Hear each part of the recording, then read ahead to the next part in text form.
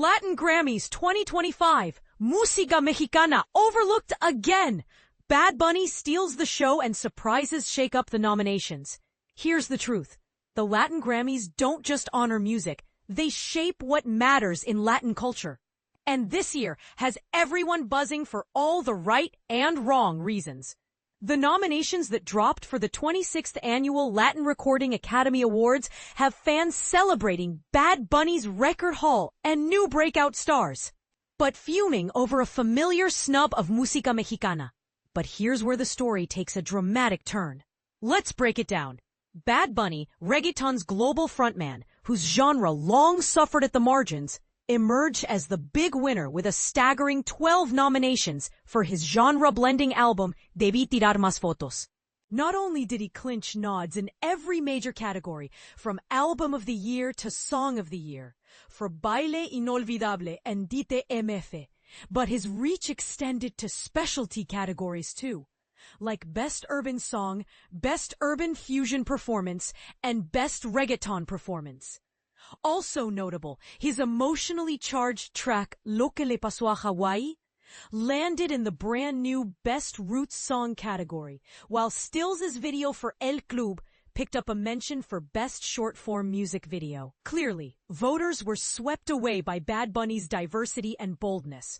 But will having so many nominations risk splitting his chances in several categories? That's the twist fans are nervously watching. And this is the part most people miss. The awards show is not just showcasing old favorites. New acts like Ca7riel Paco Amoroso from Argentina and Brazil's Liniker broke tradition, pushing into nominations for Album of the Year, Song of the Year, and Record of the Year. For Liniker, her acclaimed album Ca7riel catapulted her into the spotlight. The viral reactions to Ca7riel Paco Amoroso's Tiny Desk performance helped them leap from local stars to Grammy-level contenders, bucking the usual limits Brazilian and pop jazz fusion acts face. Remarkably, the duo even managed to earn multiple nods within single categories, mirroring Bad Bunny's feat. But here comes the controversy. Música Mexicana has once again been given the cold shoulder by the Latin Grammys. Despite dominating charts and influencing the global conversation, only Karin Leon broke through in the headline Album of the Year category for the entire genre. Song and Record of the Year were a complete shutout for Música Mexicana, Natalia Lafourcade's presence notwithstanding, since many argue her style doesn't count as contemporary Mexican music. Digging deeper.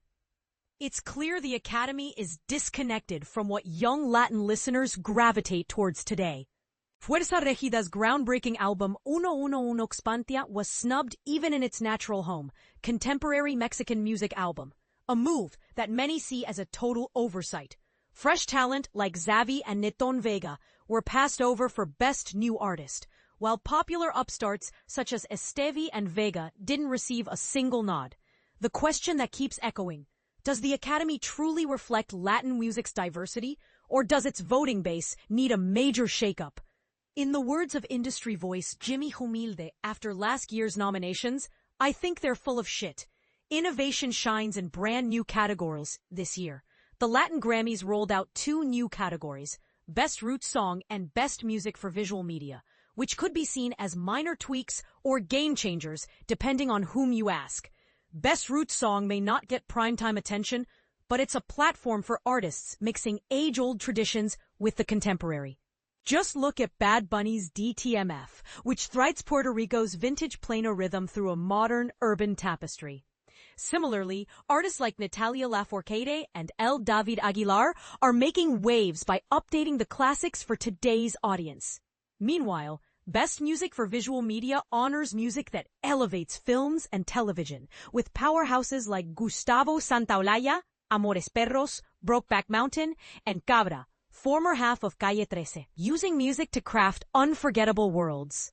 So what do you think? Are the Latin Grammys getting it right, or do their choices reveal a system out of step with what fans and markets really want? Should Música Mexicana be front and center, or is the Academy justified in its selections? Let's hear your thoughts. Do you agree, disagree, or have your own spicy take? Jump into the comments because this is one debate that's bound to get loud.